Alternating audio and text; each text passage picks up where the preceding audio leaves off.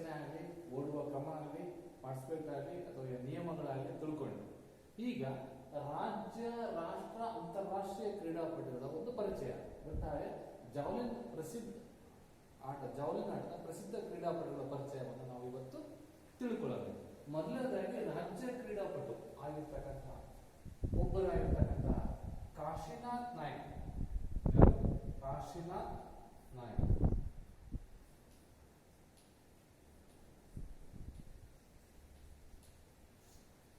ಇವರು ರಾಜ್ಯ ಮಟ್ಟದ ಕ್ರೀಡಾಪಟು, ನಮ್ಮ ಕರ್ನಾಟಕ ರಾಜ್ಯದ. ಇವರು ಮೂಲತಃ ಶಿರ್ಸಿ ಮೂಲದವರು. ಯಾರು? ಕಾಶಿನಾಥ್ ನಾಯ್ಕ್ ಅವರು ಶಿರ್ಸಿ ಅವರು.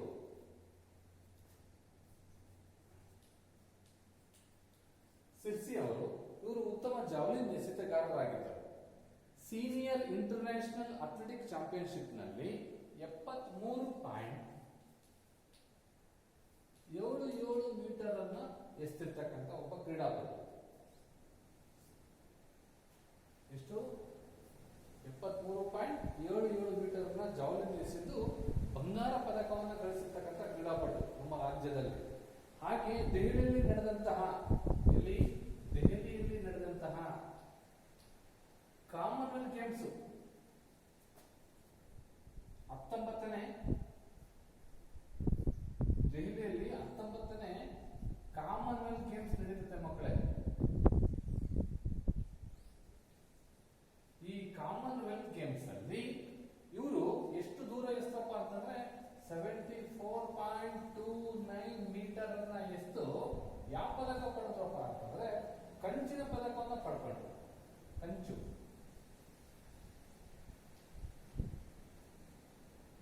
ಈ ಕಂಚಿನ ಪದಕವನ್ನು ಗಳಿಸಿದ್ರು.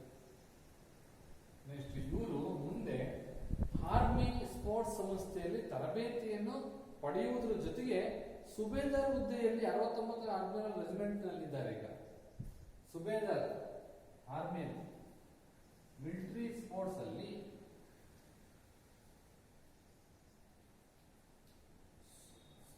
ಸುಬೇದಾರ್ ಹುದ್ದೆಯಲ್ಲಿ ತರಬೇತಿದಾರರಾಗಿ ಈಗಲೂ ಸಮೇತ ಕಾರ್ಯವನ್ನು ನಿರ್ವಹಿಸುತ್ತಾರೆ ಅಂತ ಹೇಳಬಹುದು. ಜಾವ್ಲಿನ್ ಎಸೆತದ ಪ್ರಸಿದ್ಧ ಕ್ರೀಡಾಪಟುಗಳಲ್ಲಿ ರಾಜ್ಯ ಕ್ರೀಡಾಪಟು ಆದಂತಹ ಕಾಶಿನಾಥ್ ನಾಯ್ಕ್ ಅವರು ಸಿರ್ಸಿ ಮೂಲದವರು. ಇವರು ಇಂಟರ್ನ್ಯಾಷನಲ್ ಯಾವುದರಲ್ಲಿ ಅಥ್ಲೆಟಿಕ್ ಚಾಂಪಿಯನ್ಶಿಪ್ ನಲ್ಲಿ 73.77 ಮೀಟರ್ ದೂರವನ್ನು ಎಸೆದು ಬಂಗಾರ ಪದಕವನ್ನು ಗಳಿಸಿರ್ತಕ್ಕಂಥ ಕ್ರೀಡಾಪಟು. ಇದಲ್ಲದೆ ದೆಹಲಿಯಲ್ಲಿ ನಡೆದಂತಹ 19ನೇ ಕಾಮನ್ವೆಲ್ತ್ ಗೇಮ್ಸ್ ಅಂತಕ್ಕಂಥ ಒಂದು ಕ್ರೀಡಾಕೂಟ. ಒಲಿಂಪಿಕ್ಸ್ ಗೇಮ್ಸ್ ಹೇಗೋ, ಏಷ್ಯನ್ ಗೇಮ್ಸ್ ಹೇಗೋ, ಕಾಮನ್ವೆಲ್ತ್ ರಾಷ್ಟ್ರಗಳು ಸಮೇತ ಇದಾವೆ. ಹಾಗೆ ಕಾಮನ್ವೆಲ್ತ್ ರಾಷ್ಟ್ರಗಳು ಮಾತ್ರ ನಡೀತಕ್ಕಂಥ ಕ್ರೀಡಾಕೂಟದಲ್ಲಿ ಭಾಗವಹಿಸ್ತಕ್ಕಂಥ ಒಂದು 19ನೇ ಏಷ್ಯನ್ ಗೇಮ್ ಕಾಮನ್ವೆಲ್ತ್ ಗೇಮ್ಸ್ ನಮ್ಮ ದೆಹಲಿಯಲ್ಲಿ ನಡೀತು. ಅಂತಹ ಸಂದರ್ಭದಲ್ಲಿ 74.29 ಮೀಟರ್ ಅನ್ನ ಎಸೆದು ಕಂಚಿನ ಪದಕವನ್ನ ಗಳಿಸಿದರು. ಅವರು ಈಗ ಆರ್ಮಿ ಸ್ಪೋರ್ಟ್ಸ್ ಅಲ್ಲಿ ತರಬೇತುದಾರನ್ನು ಪಡೆದು ಅಲ್ಲಿನೂ ಸಮೇತ ವರ್ಕ್ ಮಾಡ್ತಿದ್ದಾರೆ. ಯಾವುದರಲ್ಲಿ? ಆರ್ಮಿ ರೆಜಿಮೆಂಟ್ ನಲ್ಲಿ ಇದ್ದಾರೆ. ಇದು ಕಾಶಿನಾಥ್ ನಾಯ್ಕ್ ಅವರ ಒಂದು ಪರಿಚಯ. ಈಗ ರಾಷ್ಟ್ರೀಯ ಕ್ರೀಡಾಪಟುಗಳಾದಂತಹ ನಂಬರ್ 1 ಯಾರಪ್ಪ ಅಂತಂದ್ರೆ ಸಬೀರ್ ಆಲಿ.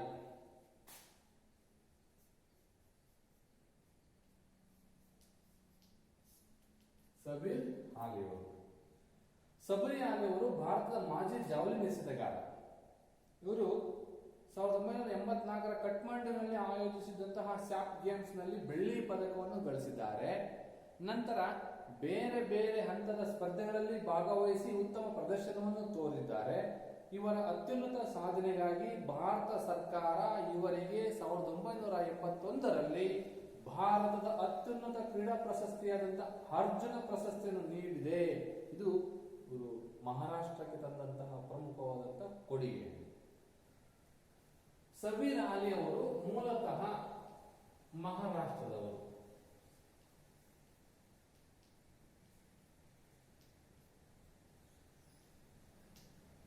ಯಾವ ರಾಷ್ಟ್ರ? ನಮ್ಮ ದೇಶದ ಮಹಾರಾಷ್ಟ್ರದವರು. ಹಿಂಗೆ ಕಾಶಿನಾಥ್ ನಾಯ್ಕ್ ಅವರು ಸಿರ್ಸಿಯದವರು ಆದ್ರೆ ಸಬೀರ್ ಆಲಿ ಅವರು ಮಹಾರಾಷ್ಟ್ರದವರು. ಇವರು 1984ರಲ್ಲಿ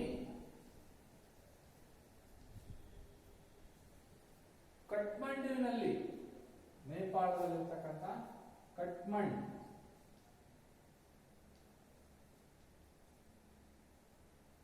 ಈ ಒಂದು ಸ್ಥಳದಲ್ಲಿ ನಡೆದಂತಹ ಸ್ಯಾಪ್ ಗೇಮ್ಸ್,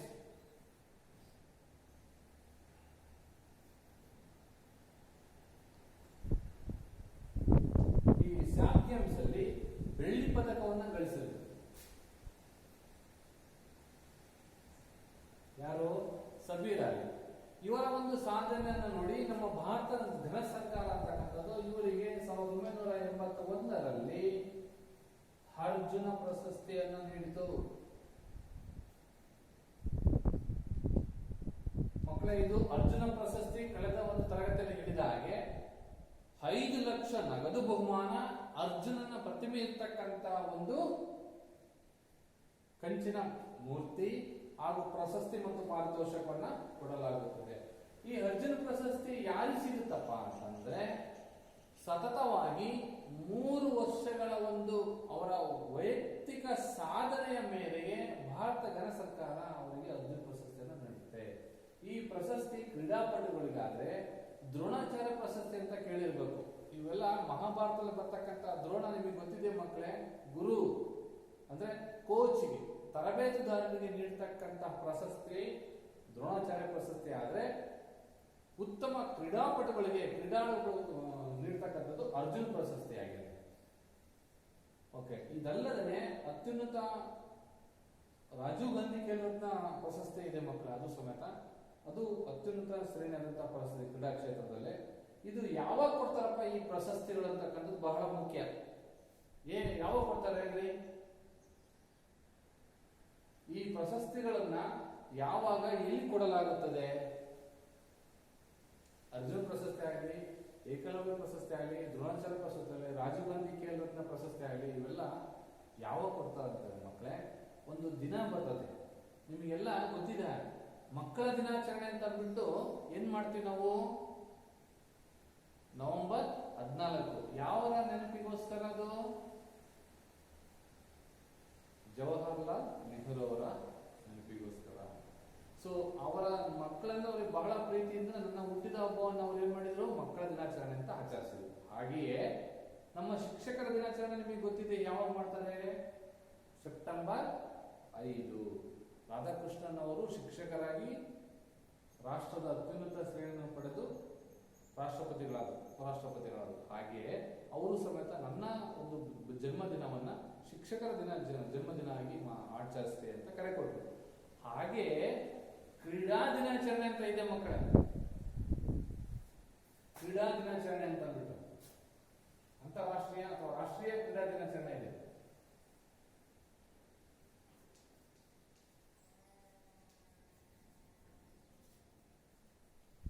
ಈ ರಾಷ್ಟ್ರೀಯ ಕ್ರೀಡಾ ದಿನಾಚರಣೆ ಈ ಅರ್ಜುನ್ ಪ್ರಶಸ್ತಿಯನ್ನು ಕೊಡಲಾಗುತ್ತೆ. ಆ ರಾಷ್ಟ್ರೀಯ ಕ್ರೀಡಾ ದಿನಾಚರಣೆ ಎಂದು? ರಾಷ್ಟ್ರೀಯ ಕ್ರೀಡಾ ದಿನಾಚರಣೆ ಅಂತಂದ್ರೆ ಪ್ರತಿ ವರ್ಷ ಆಗಸ್ಟ್ 29ನೇ ತಾರೀಕಿನ. ಯಾಕೆ ಆಗಸ್ಟ್ 29 ಅಂತಂದ್ರೆ ಧ್ಯಾನ್ ಚಂದ್ ಇದಾರಲ್ಲ, ನಮ್ಮ ದೇಶದ ರಾಷ್ಟ್ರೀಯ ಕ್ರೀಡೆ ಆಗಿರ್ತಕ್ಕಂತಹ ಒಂದು ಕ್ರೀಡೆ ಹಾಕಿ, ಆಕೆಯ ಮಾಂತ್ರಿಕ ಅಂತ ಅಂದ್ಬಿಟ್ಟು ನಾವು ಕರಿತೀವಿ. ಮೇಜರ್ ಜನರಲ್ ಧ್ಯಾನ್ ಚಂದ್ ಅವರ ಹುಟ್ಟಿದ ದಿನವನ್ನು ನಾವು ಆಗಸ್ಟ್ 29 ನಾವು ರಾಷ್ಟ್ರೀಯ ಕ್ರೀಡಾ ದಿನಾಚರಣೆ ಅಂತ ಮಾಡ್ತೀವಿ. ಅಂದಿನ ದಿನವೇ ಅರ್ಜುನ್ ಪ್ರಶಸ್ತಿ ಅಥವಾ ರಾಜೀವ್ ಗಾಂಧಿ ಖೇಲ್ ರತ್ನ ಪ್ರಶಸ್ತಿ, ದ್ರೋಣಾಚಾರ್ಯ ಪ್ರಶಸ್ತಿ, ಕ್ರೀಡಾ ಕ್ಷೇತ್ರದಲ್ಲಿ ಸಾಧನೆ ಮಾಡಿರ್ತಕ್ಕಂಥ ಕ್ರೀಡಾಪಟುಗಳಿಗೆ ಕೊಡ್ತಕ್ಕಂತಹ ಒಂದು ಪ್ರಶಸ್ತಿಗಳು ಏನಿದಾವೋ ಕ್ರೀಡಾ ದಿನಾಚರಣೆ ಗೊತ್ತಾಗಲ್ಲ. ನೆಕ್ಸ್ಟ್, ನೀರಜ್ ಚೋಪ್ರಾ. ರಾಷ್ಟ್ರ ಕ್ರೀಡಾಪಟುಗಳಲ್ಲಿ 2ನೇ ಬರ್ತಕ್ಕಂತಹ ಒಬ್ಬ ಕ್ರೀಡಾಪಟು ನೀರಜ್. ಹೆಸರು ಕೇಳಿರಬೇಕು, ಚೋಪ್ರಾ. ನೀರಜ್ ಚೋಪ್ರಾ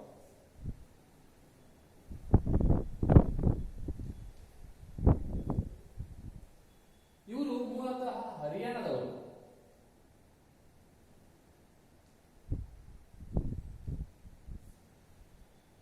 ಹರಿಯಾಣ ರಾಜ್ಯದವರು. 2016ರಲ್ಲಿ ಪೋಲೆಂಡ್ ನಲ್ಲಿ ಜನಿಸಿದ್ರು.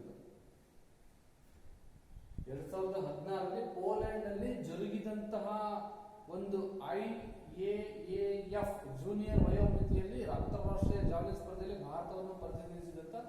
ಕ್ರೀಡಾಪಟು 2016 ಪೋಲೆಂಡ್ ಅಲ್ಲಿ ಜರುಗಿರ್ತಕ್ಕಂಥ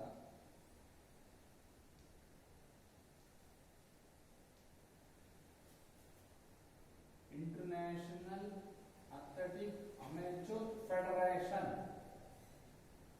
ಈ ಒಂದು ಕ್ರೀಡಾಕೂಟದಲ್ಲಿ IAAF international amateur athletic federation ಅದು ಜೂನಿಯರ್ ವಿಭಾಗದಲ್ಲಿ.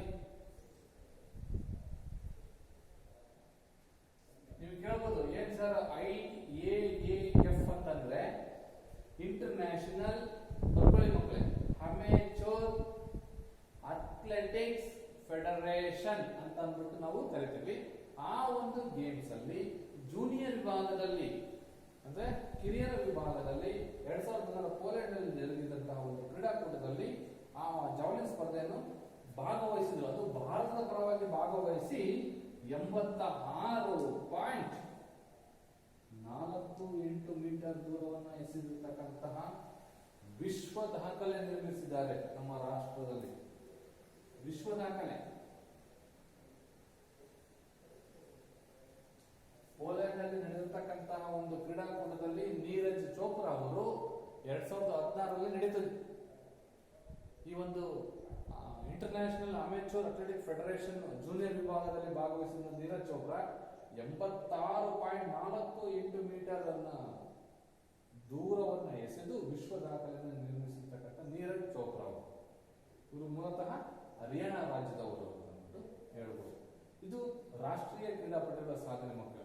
ಕಾಶಿನಾಥ್ ನಾಯ್ಕು, ಸಬೀರ್ ಅಲಿ ಮತ್ತು ನೀರಜ್ ಚೋಪ್ರಾ. ಈಗ ಅಂತಾರಾಷ್ಟ್ರೀಯ ಕ್ರೀಡಾಪಟುಗಳ ಒಂದು ಪರಿಚಯ ನಾವು ನೋಡೋದಾದ್ರೆ ಅಂತಾರಾಷ್ಟ್ರೀಯ ಕ್ರೀಡಾಪಟುಗಳ ಪರಿಚಯ ಇವರು ರಾಷ್ಟ್ರ ಮಟ್ಟದ ಕ್ರೀಡಾಪಟುಗಳು. ಅಂತಾರಾಷ್ಟ್ರೀಯ ಕ್ರೀಡಾಪಟುಗಳು ನೋಡೋದಾದ್ರೆ ಸ್ಟೇಟ್ ಕ್ಲಬ್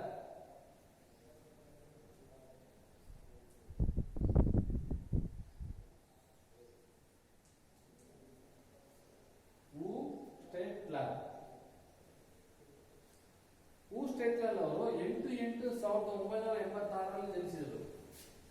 8/8/1986 ಜನನ. ಇವರು ಡೇಟ್ ಆಫ್ ಬರ್ತ್. 2009 ಜಾವಲಿನ್ ಅನ್ನ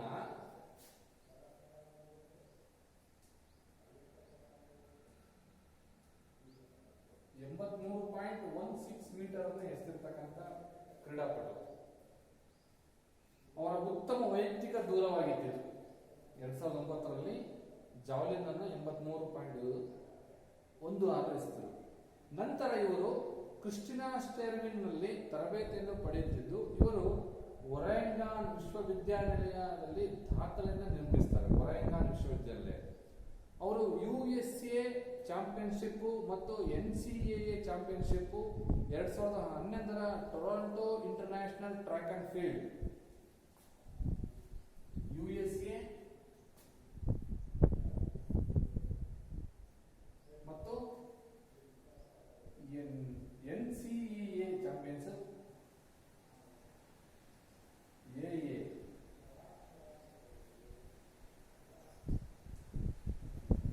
ಹಾಗೂ 2011 ಟೊರಾಂಟೊ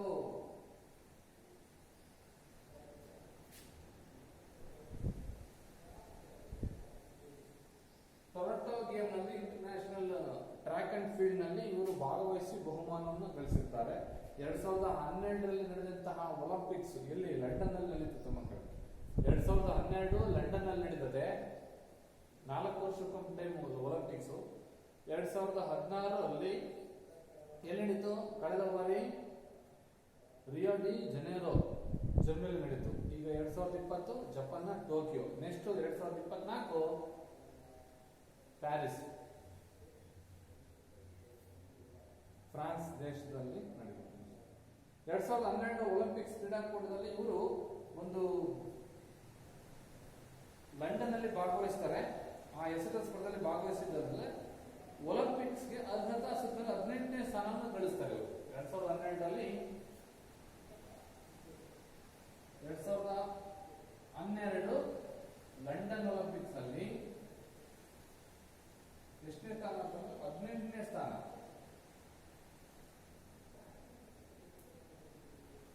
ಇವರು ವಿಜ್ಞಾನ ಪದವೀಧರರು, ಸೈನ್ಸ್ ಡಿಗ್ರಿ ಹೋಲ್ಡರ್ ಆಗಿರ್ತಾರೆ. ಇವರು ವೆಬ್ಸೈಟ್ ಮತ್ತು ಗ್ರಾಫಿಕ್ ಡಿಸೈನರ್ ಆಗಿ ಸಮೇತ ವೃತ್ತಿಯನ್ನ ಅವಲಂಬಿಸಿಕೊಂಡಿದ್ದಾರೆ. 2012 USA Olympics track and field ನಲ್ಲಿ ಪ್ರಾಜೆಕ್ಟ್ ಮ್ಯಾನೇಜ್ಮೆಂಟ್ ತಂಡದಲ್ಲಿ ಕಾರ್ಯನಿರ್ವಹಿಸಿದ್ದಾರೆ. 2012ರಲ್ಲಿ ನಡೆದಂತಹ US Olympics trials track and field project ಅಲ್ಲಿ ಮ್ಯಾನೇಜ್ಮೆಂಟ್ ಆಗಿ ಕಾರ್ಯನ ನಿರ್ವಹಿಸಿದಂತ ಗೋಷ್ಠಿ. Next Leslie ಕೋಪ್ಲ್ಯಾಂಡ್.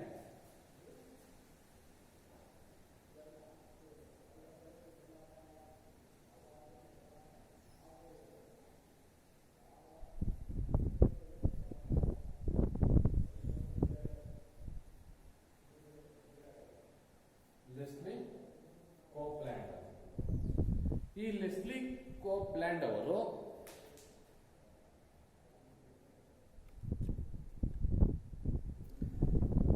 ಫಿಜಿ ದೇಶದವರು.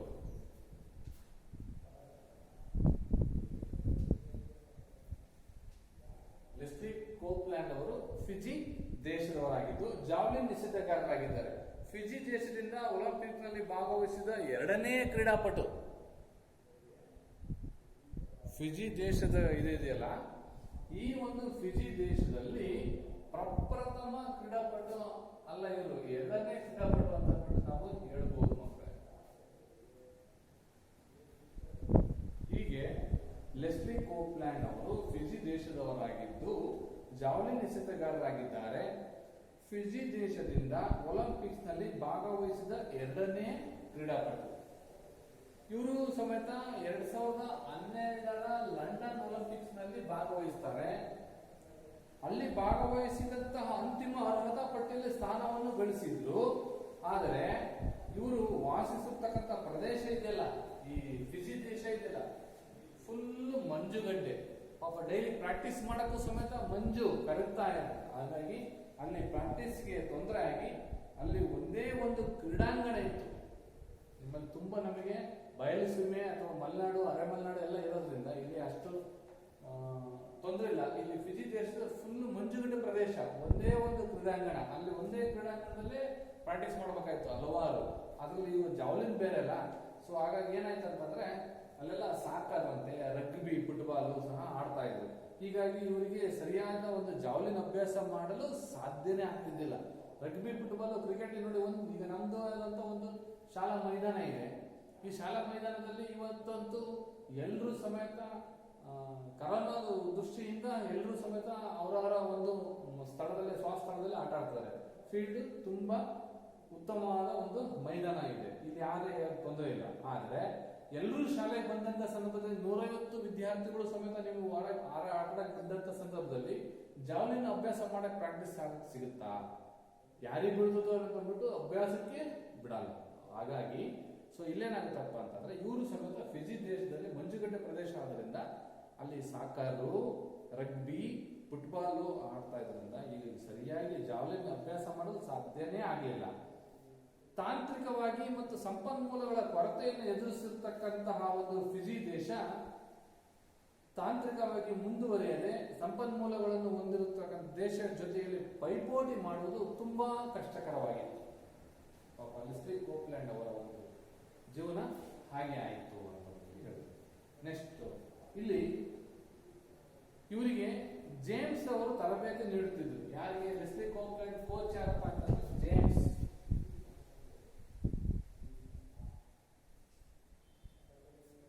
ಇವರು ಕೋಚ್, ತರಬೇತಿದಾರರು. ಈ ಒಂದು ತರಬೇತಿಯನ್ನು ನೀಡುತ್ತಿರ್ತಕ್ಕಂತಹ ಜೇಮ್ಸ್ ಅವರು ರೆಡ್ ಬುಲ್ ಸಂಸ್ಥೆ ಅವರು ಪ್ರಾಯೋಜಕತ್ವವನ್ನು ವಹಿಸಿಕೊಂಡು ಇವರಿಗೆ ಸ್ಪರ್ಧೆಯಲ್ಲಿ ಭಾಗವಹಿಸಲು ಬೇಕಾದ ಸವಲತ್ತು ಮತ್ತು ಸೌಲಭ್ಯಗಳನ್ನು ಒದಗಿಸಿಕೊಟ್ರು. ಯಾರು? ಜೇಮ್ಸ್ ಕೋಚ್ ಅವರು ರೆಡ್ ಬುಲ್ ಅಂತಕ್ಕಂಥ ಒಂದು ಸಂಸ್ಥೆ ಪರವಾಗಿ ಪ್ರಾಯೋಜಕತ್ವವನ್ನು ಪಡೆದುಬಿಟ್ಟು, ಈಗ ಹೆಂಗೆ ನಮಗೆ MRF ಟೈರ್ ಕಂಪ್ನಿಯಿಂದ ಕ್ರಿಕೆಟ್ ಮ್ಯಾಚ್ ಇದು ಮಾಡ್ಬೇಕಾದ್ರೆ ಟೈರ್ ಬಗ್ಗೆ ಹೇಳ್ತಾರೆ, ಪೆಪ್ಸಿ, ಕೋಕೋ ಕೋಲಾ ಕೆಲವೊಂದು ಅಡ್ವರ್ಟೈಸ್ಮೆಂಟ್ ಬರ್ತಲ್ಲ, ಹಾಗೆ ಪ್ರಾಯೋಜಕತ್ವವನ್ನು ಪಡೆದುಕೊಂಡು ಅವರಿಗೆ ಸ್ಪರ್ಧೆಯಲ್ಲಿ ಭಾಗವಹಿಸಲು ಅವಕಾಶವನ್ನು, ಸೌಲಭ್ಯವನ್ನು ಮಾಡಿಕೊಡ್ತಾರೆ. ಯಾರು? ಈ ರೆಡ್ ಬುಲ್ ಅಂತಕ್ಕಂಥ ಒಂದು ಸಂಸ್ಥೆ. ಇವರಿಗೆ ಅಂತಾರಾಷ್ಟ್ರೀಯ ಒಲಿಂಪಿಕ್ ಸಮಿತಿಯ ಸ್ಕಾಲರ್ಶಿಪ್ ದೊರೆಯುವಂತೆ ಸಮೇತ ಮಾಡಿದರು ಜೇಮ್ಸ್ ಅವರು.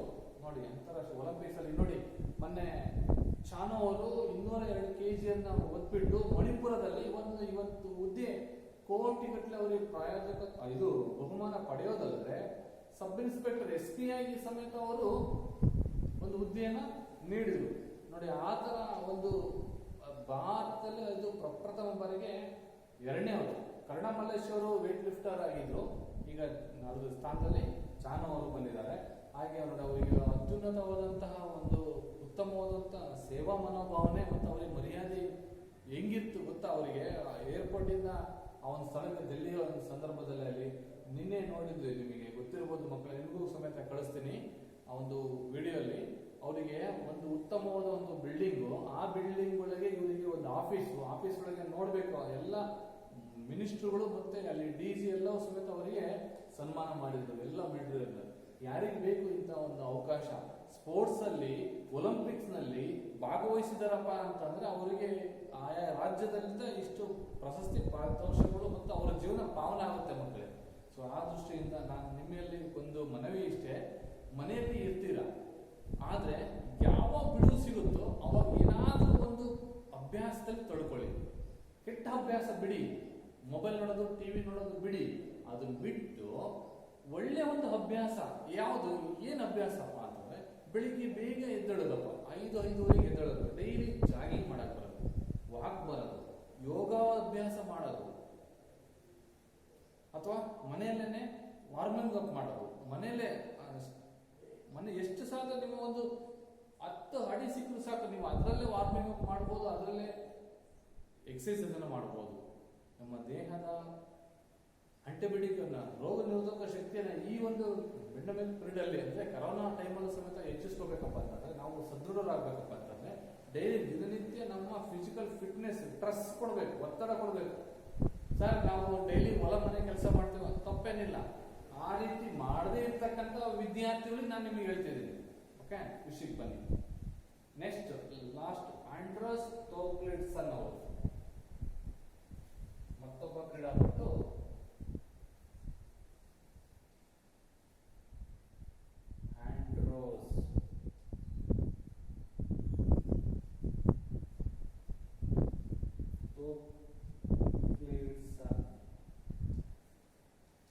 ಇವರು ಜಾವಲಿನ್ ಎಸೆತಗಾರ, ಅಂತಾರಾಷ್ಟ್ರೀಯ ನಾರ್ವೆ ದೇಶದ ಆಂಡ್ರೋಸ್ ಥೋಕ್ಲಿಡ್ಸನ್ 2008ರ ಒಲಿಂಪಿಕ್ಸ್ ಕ್ರೀಡಾಕೂಟದಲ್ಲಿ 2ನೇ ಬಂಗಾರ ಪದಕವನ್ನು ಜಾವಲಿನ್ ಎಸೆತದಲ್ಲಿ ಗಳಿಸಿದರು. 2008 ಚೀನಾದಲ್ಲಿ ನಡೆದ ಒಲಿಂಪಿಕ್ಸ್ ಕ್ರೀಡಾಕೂಟ ಮಕ್ಕಳೇ ನೆನಪಿರಲಿ. 2008ರಲ್ಲಿ ಚೀನಾದಲ್ಲಿ ನಡೆದಂತಹ ಒಂದು ಕ್ರೀಡಾಕೂಟದಲ್ಲಿ ನಾರ್ವೆ ದೇಶದವರಾದಂತಹ ಆಂಡ್ರಸ್ ಥೋಕ್ಲಿಡ್ಸನ್ ಅವರು ಬಂಗಾರ ಪದಕವನ್ನು, ಜಾವಲಿನ್ ಎಸೆತದಲ್ಲಿ ಬಂಗಾರ ಪದಕವನ್ನ, 2ನೇ ಬಂಗಾರ ಪದಕವನ್ನ ಗಳಿಸ್ತಾರೆ. ಅವರು ಮೊದಲ ಪ್ರಯತ್ನದಲ್ಲಿ 84.74 ಮೀಟರ್ ಎಸ್ತರೆ. ಮೊದಲ ಪ್ರಯತ್ನದಲ್ಲಿ ಇವರು ಎಷ್ಟು ಎಸ್ತರಪ್ಪ ಅಂತಂದ್ರೆ 84.74. ಆದ್ರೆ 3ನೇ ಪ್ರಯತ್ನದಲ್ಲಿ ಎಷ್ಟು ಎಸ್ತರಪ್ಪ ಅಂತಂದ್ರೆ 87.93 ಮೀಟರ್ ದೂರವನ್ನು ಎಷ್ಟು ಒಲಿಂಪಿಕ್ ನಲ್ಲಿ ಬಂಗಾರ ಪದಕವನ್ನ ಪಡೆದರು. ಆದ್ರೆ 5ನೇ ಪ್ರಯತ್ನದಲ್ಲಿ ಇವರು 90.57 ಮೀಟರ್ ದೂರವನ್ನು ದಾಖಲಿಸಿ ಒಲಿಂಪಿಕ್ ದಾಖಲೆನೇ ಮೀರಿಸಿದರು. ಎಷ್ಟಪ್ಪ ಅಂತಂದ್ರೆ 5ನೇ ಟೈಮಲ್ಲಿ 90.57 ಮೀಟರ್. ಆದ್ರೆ ಇವರ ಒಂದು ವೈಯಕ್ತಿಕವಾಗಿ ಉತ್ತಮ ಎಸೆತ ಅಂತಂದ್ರೆ 91.59 ಮೀಟರ್.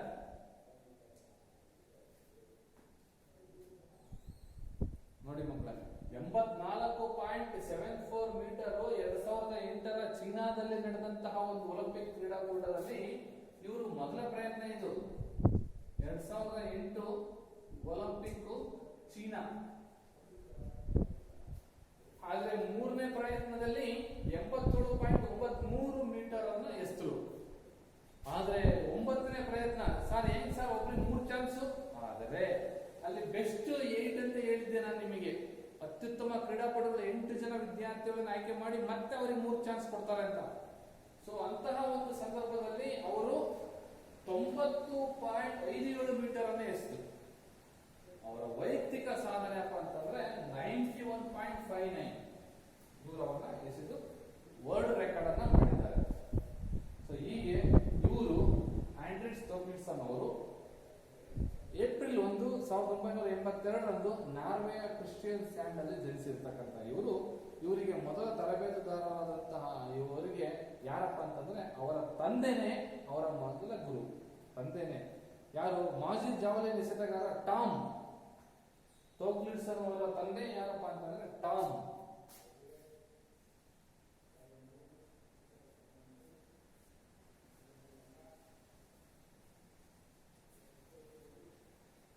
ಟಾಮ್ ಅವರೇ ಇವರು ಜಾವಲಿನ್ ಎಸೆತಗಾರರಾಗಿ ಇವರು ಸಮೇತ ಮೂಲತಃ ತರಬೇತುದಾರರಾಗಿ ತಂದೆ ಅವರು ಮಗನಿಗೆ ಕಲಿಸಿರ್ತಕ್ಕಂಥದ್ದು.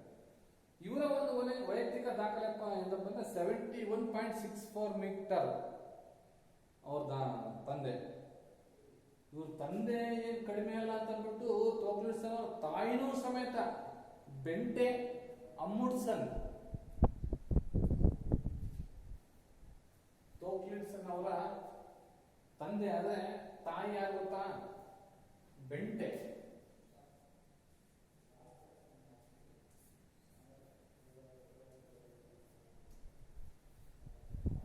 ಇವರು ಸಮೇತ 1972ರಲ್ಲಿ 100 ಮೀಟರ್ ಹರ್ಡಲ್ಸ್ ಅಲ್ಲಿ ರಾಷ್ಟ್ರೀಯ ಪದಕವನ್ನು ಗಳಿಸಿದಂತಹ ಕ್ರೀಡಾಪಟು. ನೋಡಿ, ಹರ್ಡಲ್ಸ್ ಅಲ್ಲಿ ತಂದೆ ಜಾವಲಿನ್ ಕ್ರೀಡಾಪಟು, ತಾಯಿ ಹರ್ಡಲ್ಸ್ ಕ್ರೀಡಾಪಟು. ಇಂಥ ಇಬ್ಬರು ಮಕ್ಕಳಿಗೆ ಹುಟ್ಟಿರ್ತಕ್ಕಂಥ ಕ್ರೀಡಾಪಟು ಹೀಗಿರಬಹುದು ಅಲ್ವಾ?